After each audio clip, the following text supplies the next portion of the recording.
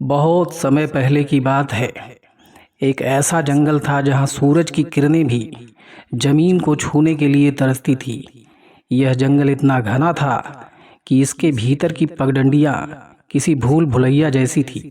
इसी जंगल के हृदय में एक विशाल और प्राचीन झील था, जिसे नील दर्पण के नाम से जाना जाता था। झील के किनारे एक जर्जर झोपड़ी में दीनू नाम का एक मछुआरा रहता था। दीनू का शरीर मेहनत से तप कर कुंदन जैसा हो गया था, लेकिन उसकी जेबें हमेशा खाली रहती थी। उसका एकमात्र सिद्धांत था ईमानदारी। वह कभी छोटी मछलियों को नहीं पकड़ता था और ना ही कभी झील के साथ कोई बेईमानी करता था। दीनू का एक ही सच्चा मित्र था, माधव। माधव स्वभाव से सीधा था और अक्सर दीनू के साथ नाव पर बैठकर घंटों बातें करता था। लेकिन दीनू की गरीबी का मजाक उड़ाने वालों की कमी नहीं थी। उसके पड़ोस में रहने वाले लोग अक्सर शाम को चौपाल पर बैठते और दीनू को ताने देते। पड़ोसियों में सबसे प्रमुख था पटवारी का लड़का विक्रम। विक्रम के पास धन की कोई कमी नहीं थी, लेकिन उसका अहंकार आसमान छूता था। वह अक्सर अपनी रेशमी पोशाक पहनकर दीनू के पास आता और कहता, दीनू दीनू देखो, तुम्हारी हालत, फटे हुए जाल, टूटी हुई नाव और सूखी रोटियां। अगर तुम थोड़े चतुर होते, पटवारी जी की तरह हेरा फेरी जानते, तो आज तुम भी महलों में होते। तुम्हारी यह ईमानदारी तुम्हें भूखा मार देगी। दीनू बस एक मुस्कुराहट के साथ जवाब देता, विक्रम भाई, चैन की नींद सोने के लिए मखमल की बिस्तर की नहीं, साफ जमीन की जरूरत होती है। पड़ोसी इस बात पर ठहाके लगाते। वे कहते, जमीन से पेट नहीं भरता दीनू। एक रात आसमान में पूर्णिमा का चांद चमक रहा था। दीनू अपनी पुरानी नाव लेकर नील दर्पण झील के बीचों बीच पहुंचा। उसने जाल फेंका और प्रार्थना की। अचानक उसे लगा कि जाल बहुत भारी हो गया है। जब उसने जाल खींचा तो पूरी झील में एक सुनहरी रोशनी जगमगा उठी। जाल में एक अत्यंत सुंदर सुनहरी मछली फंसी थी।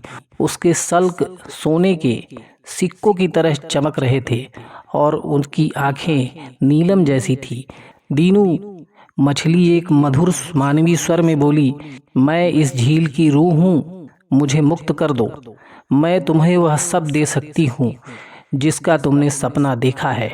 दीनू दंग रह गया। उसने कभी ऐसा अद्भुत चीज नहीं देखा था, लेकिन मछली की आंखों में उसे डर और करुणा दिख रही थी। बिना एक पल सोचे दीनू ने जाल काट दिया और मछली को पानी में छोड़ दिया। जाओ, दीनू ने कहा, तुम्हारी स्वतंत्रता किसी भी धन से बड़ी है। जैसे ही सुनहरी मछली गहराई में गई, अचानक पानी काला पड़ने लगा। एक भयानक गंध हवा में फैल गई। पानी के नीचे से एक विशाल कुरूप और शैतानी मछली निकली। उसकी आंखें खून की तरह लाल थी।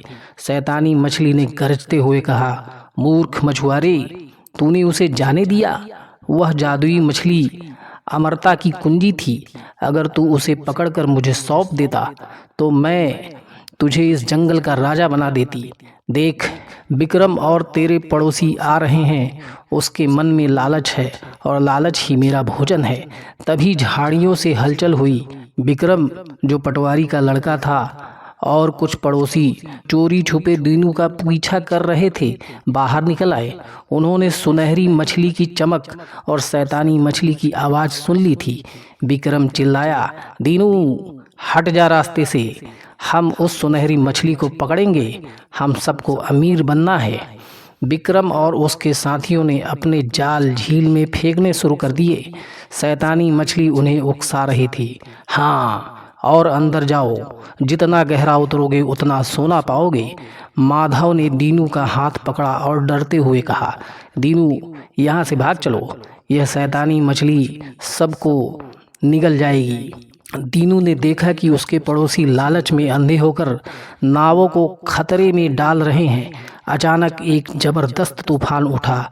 झील की लहरें पहाड़ों जितनी ऊंची होने लगी। शैतानी मछली ने अपने विशाल पूंछ से विक्रम की नाव को पलट दिया। बचाओ बचाओ, विक्रम चिल्लाने लगा। उसकी सारी रईसी और अहंकार पानी में डूब रहे थे। जब सब कुछ खत्म होने वाला था, तभी झील के किनारे एक ऊंचे टीले पर एक दिव्य प्रकाश पुंज दिखाई दिया। वह एक वृद्ध व्यक्ति था जिसके हाथ में एक कमंडल और चेहरे पर असीम शांति थी। वहां प्रकट हुए। उन्होंने अपना हाथ उठाया और अचानक तूफान थम गया। शैतानी मछली पानी के भीतर स्थिर हो गई, जैसे उसे किसी ने जंजीरों से बांध दिया हो। गुरुजी ने गंभीर स्वर में कहा, मनुष्य का सबसे बड़ा शत्रु उसका बाहर का कोई जीव नहीं, बल्कि उसके भीतर का लालच है। विक्रम, तूने धन को भगवान माना और दीनू ने दया को भगवान माना। पड़ोसी और विक्रम गीले कपड़ों में कांपते हुए गुरुजी के चरणों में गिर पड़े।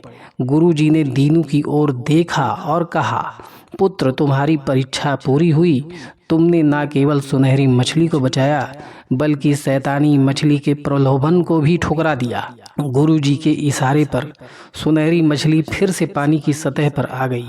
उसने अपनी जादुई सांसों से एक ऐसी लहर पैदा की जिसने दीनू की पुरानी नाव को चंदन की लकड़ी का मजबूत नाव में बदल दिया। उसके घर की दरिद्रता दूर हो गई, लेकिन उसका स्वभाव नहीं बदला।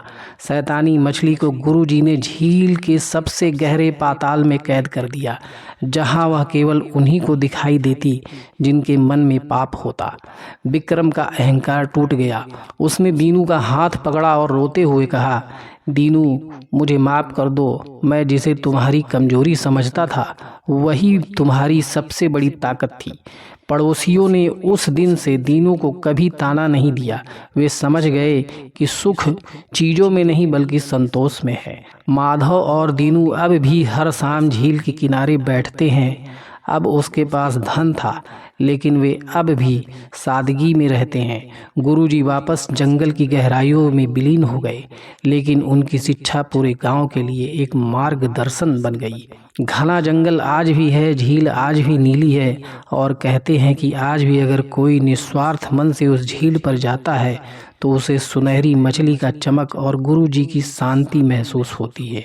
दीनू की ईमानदारी ने यह साबित कर दिया कि दुनिया की सबसे बड़ी जादुई चीज़ साफ दिल है। तो दोस्तों, ये कहानी कैसी लगी कमेंट में ज़रूर बताना, और चैनल को सब्सक्राइब और वीडियो को लाइक ज़रूर करना। धन्यवाद।